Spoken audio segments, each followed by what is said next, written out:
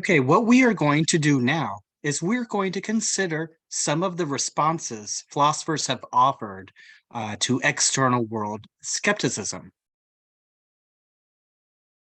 So I want to begin by talking about rationalism, and more specifically, Plato and Descartes' response to external world skepticism. Rationalism is a view that basically says our knowledge comes through reason. Our knowledge is built into our subjective experience, right? So there are certain things that we know that are innate. Things like the fact that I exist. I can know that without any sort of empirical knowledge. I can know that simply by thinking.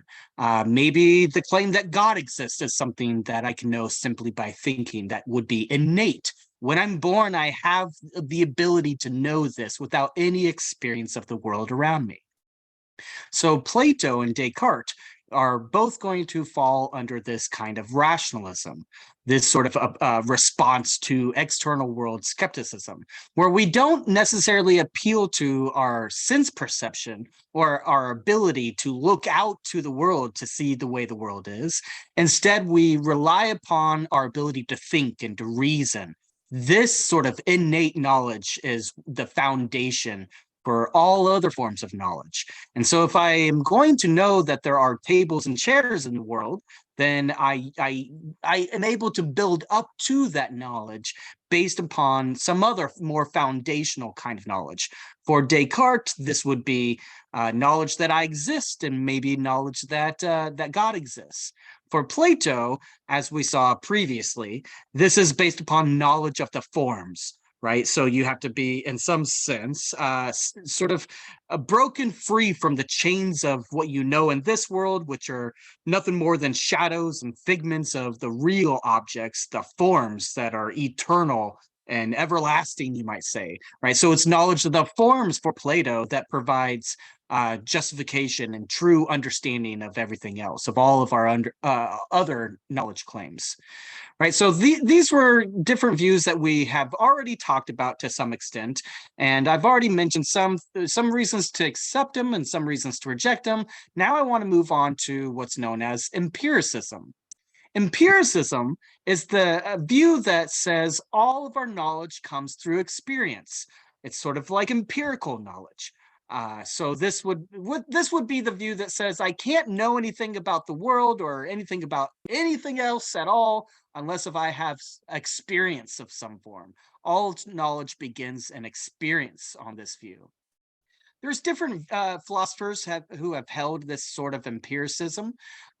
Berkeley, Hume, and Locke are three sort of classic examples that I want to discuss.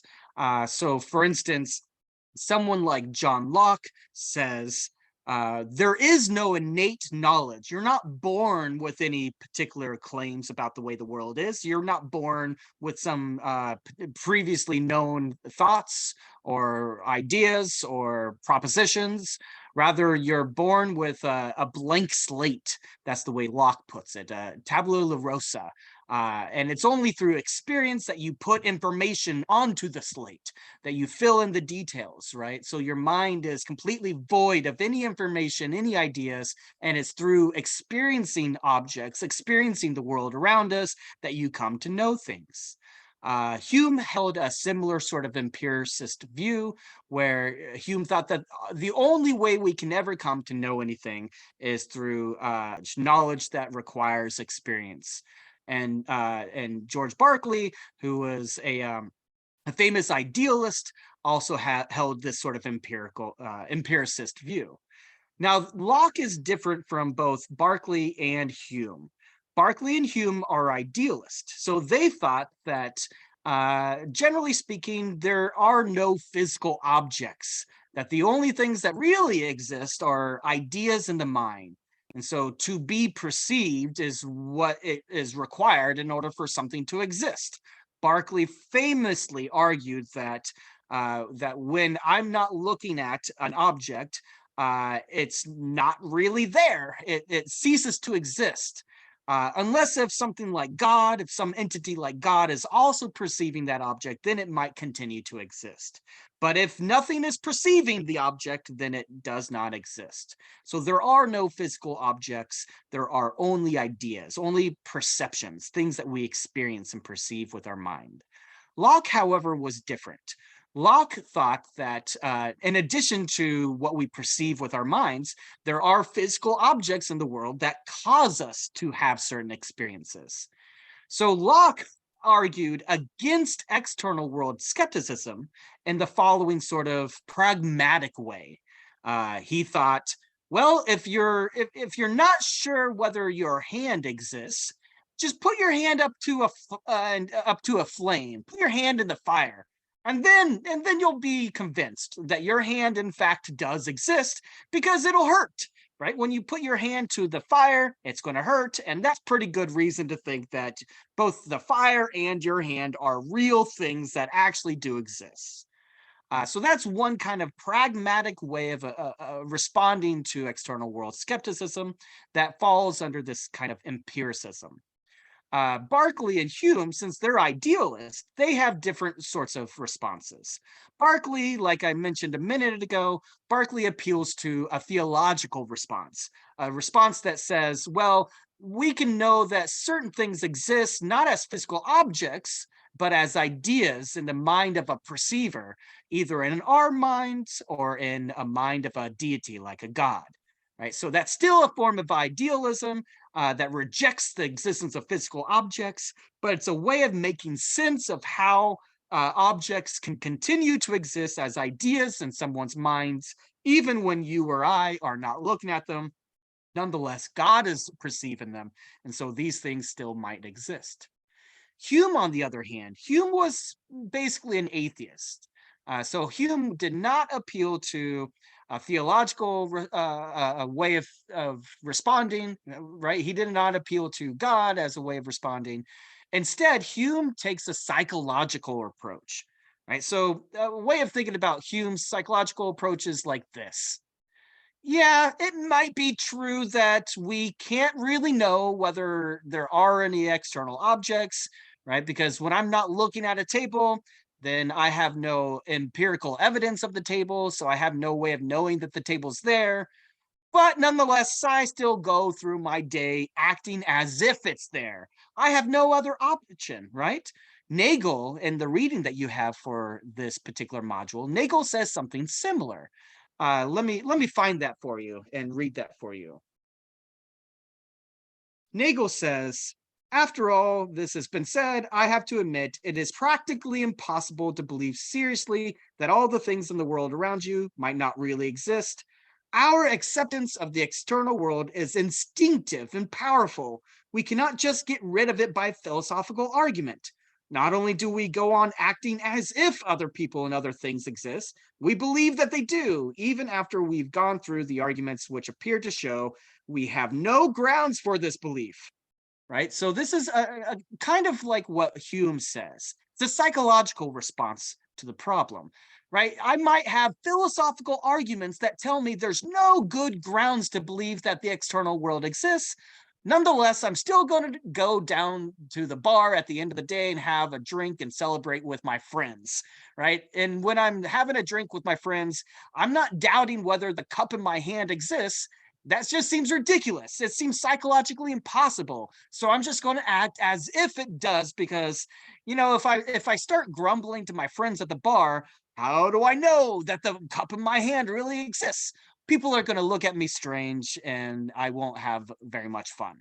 So Hume's response is a kind of psychological way of saying, we have to act as if these things exist, even if we have no good philosophical grounds at the end of the day to believe that they exist. And again, Locke offers a different response. It's still within the scope of empiricism, but Locke is a pragmatic a pragmatic philosopher in this regard, offering a way that says, just test it out by putting your hand in the fire, and then you'll be convinced that that your hand really does exist. Now I want to move on to a philosopher named Immanuel Kant. Immanuel Kant was an extremely influential and important philosopher, especially as in relation to empiricism and rationalism. But I put an asterisk next to Kant because it's not clear that he falls under either rationalism or empiricism.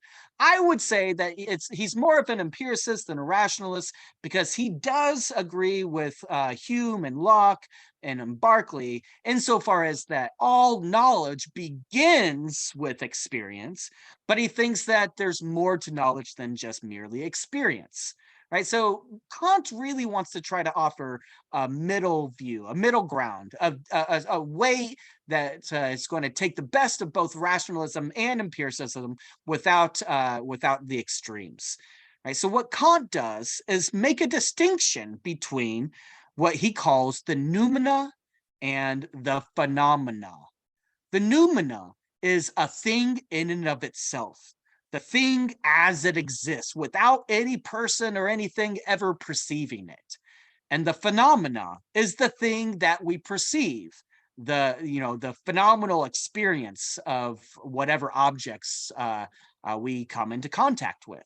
So just consider, for instance, a house. Say you're walking down the street and behind a fence, there's a house. Now you're walking down the street and the fence is kind of a tall fence, so you can't see the house directly, but you do see parts of the house through the slats in the fence. As you're walking by, you can notice different aspects of the house, like maybe it has a porch, or maybe it has certain very large windows. Maybe it's painted a light shade of blue. Maybe there's people playing in the yard, but you're not able to see all the different parts of the house. You're just able to see little slivers of the house between the slats of the fence. So you only see a part of the house. You never see the entire house. That, for Kant, would be the phenomenal experience of the house. You know parts of it through the experience.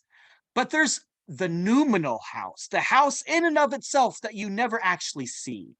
In fact, Kant would say that nobody ever sees the noumenal house all in itself, right? Every single time a person is perceiving the house, they're perceiving the house from a very specific point of view, a very specific vantage point, whether that be in the front yard or the backyard, or maybe you're inside of the house, or maybe you're walking down the street and there's a fence that's precluding parts of the house, so you only see little slivers of it.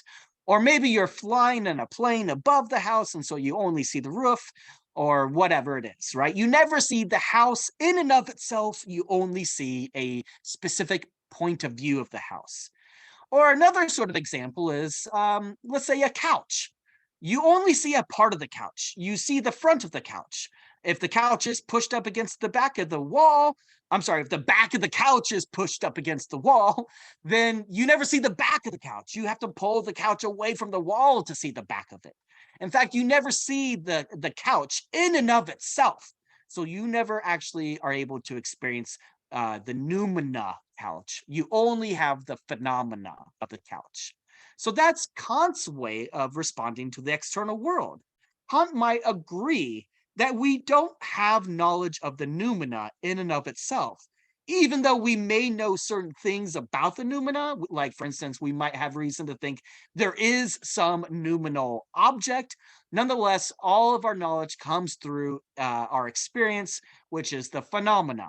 Right. So when I look out in the world and I see tables and chairs, I can know that tables and chairs exist insofar as I have a phenomenal experience of tables and chairs, but I can't know what the thing in and of itself is, the table and the chair in and of itself. I never have access or knowledge of the noumenal object, only the phenomenal object for Kant.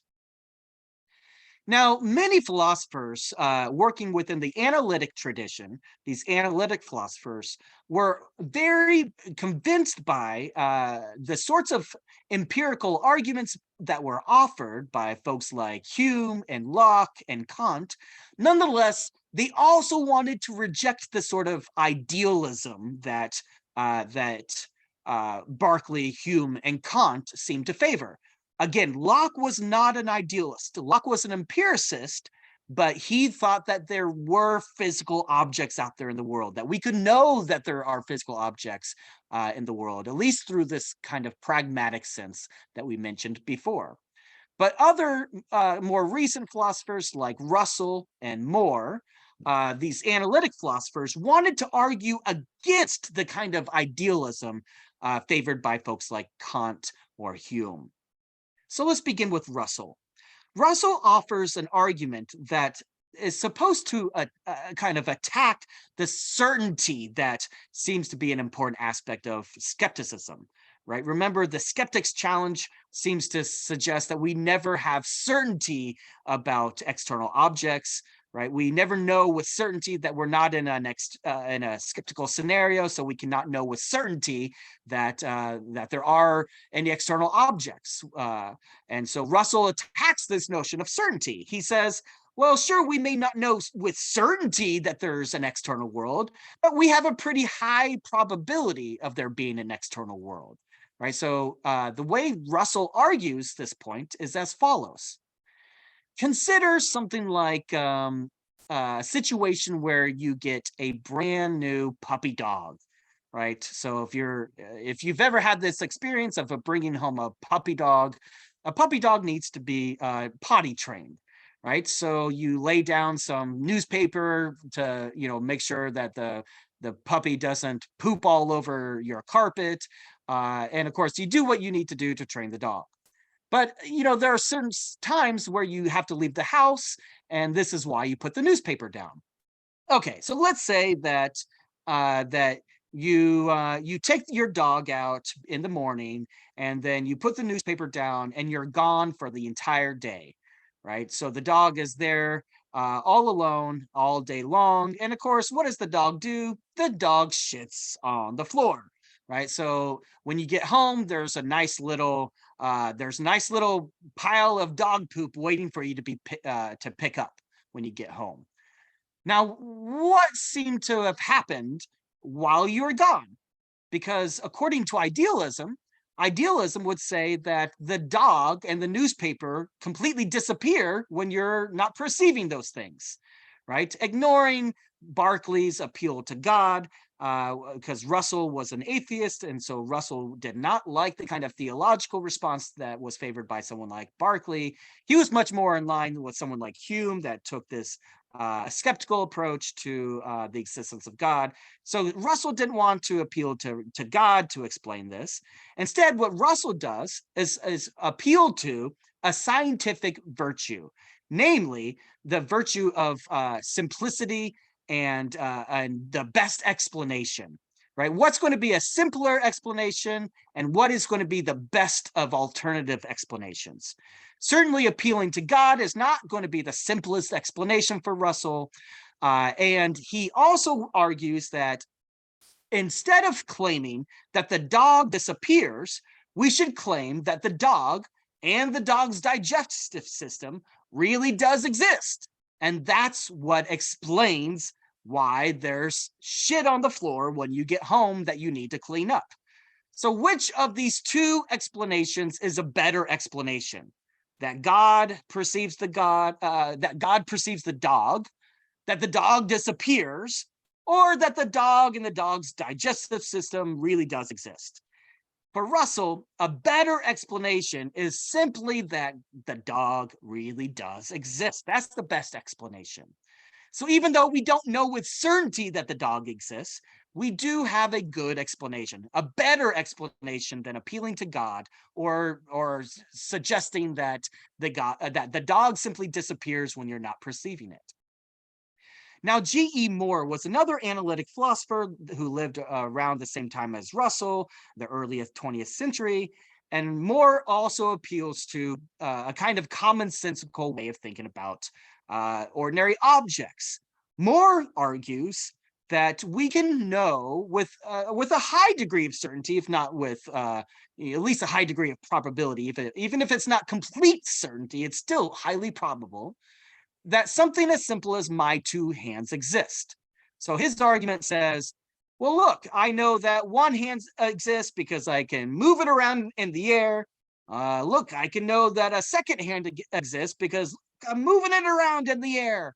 And ditto for all the other sorts of objects. We don't need to multiply examples. My hands will suffice, right? So he says, look, which one is more plausible? That I have hands or that I don't have hands and that there are no external objects? It seems just far more plausible, according to common sense at least, that I do have something as simple as hands, rather than that I don't have hands. And so, since that seems a far more plausible and commonsensical sort of claim, that's the one that we should endorse rather than endorsing the skeptic's claim. Even though we cannot know with certainty that there is an external world or that I have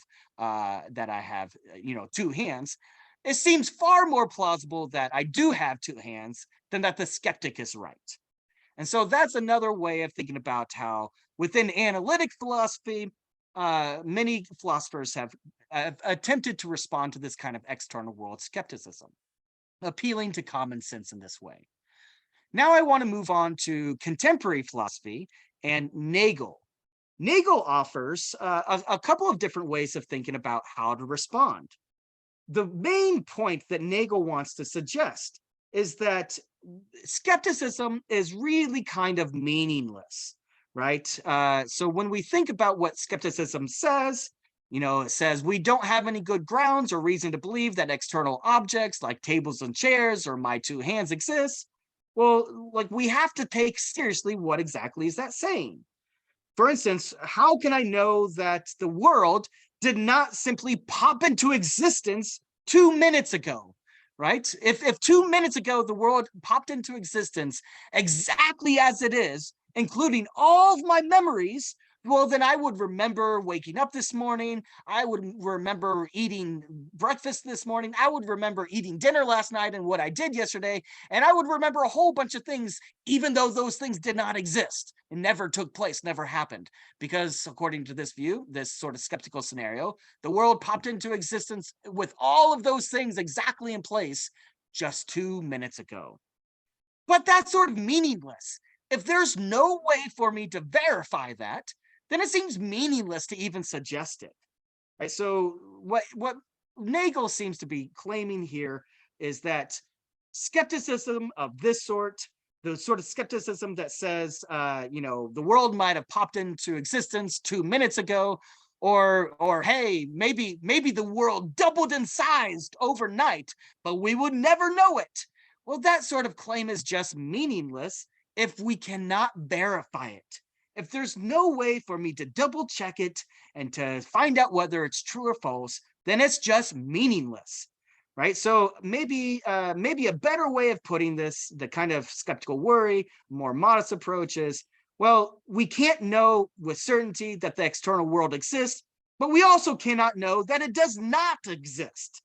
The best that we can really say is that we cannot know with certainty what's anything beyond what's going on currently in our own phenomenally conscious experience, our own phenomenal life.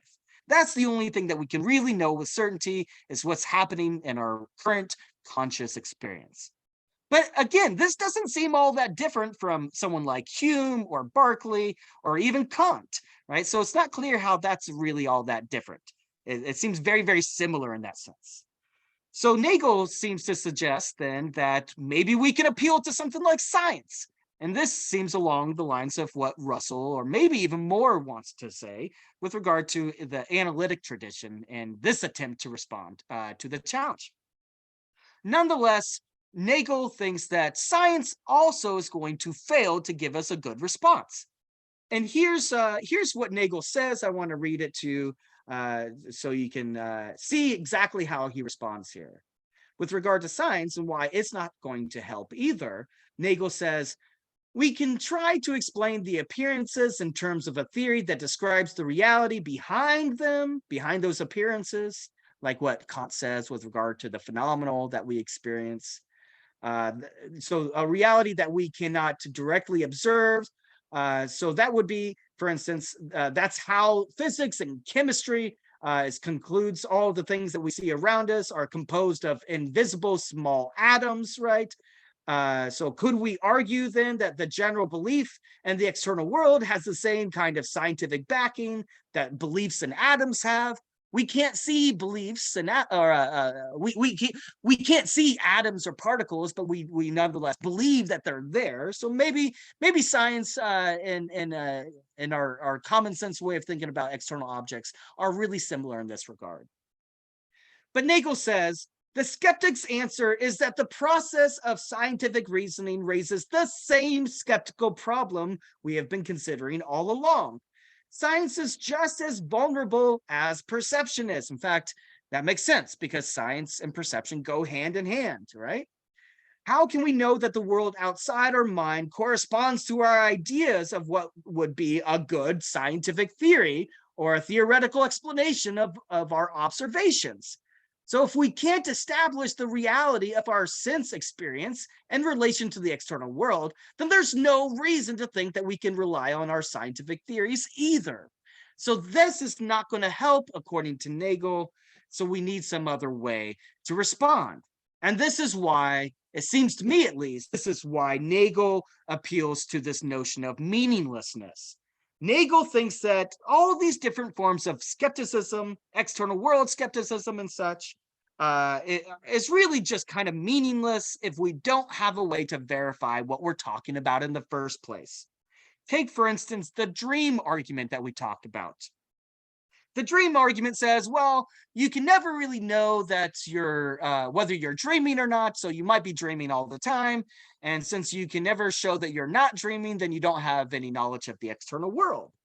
But if you are dreaming and that dream you can never wake up, then that's not really a dream. In fact, it seems to be a part of what we mean by a dream. It seems to include the fact that you can wake up from it. If you can never wake up from a dream, that's not even a dream in the first place. That's something else altogether. Or consider a hallucination, right? What would it mean to say that you can never know whether you're really hallucinating or not? It seems to be built into what we mean by the word hallucination, that you can verify and find out whether you are hallucinating or not. So this sort of skepticism that says you can never really know whether you're in a skeptical scenario or not, Nagel seems to think that these sort of scenarios are meaningless or just not coherent in the first place. So that's how Nagel responds. But I do think that there may be problems with Nagel's response as well. And so what we're going to do in another video is consider a couple arguments against common sense and against this way of verifying and checking, because it may be the case that really the best thing we can do is conclude that the external world is just very different than the way we commonsensically approach it. Maybe there is an external world and we can verify it. And so it's not meaningless to claim that there is no external world. It's just that the external world is entirely different and much, much weirder than anything we've ever thought of.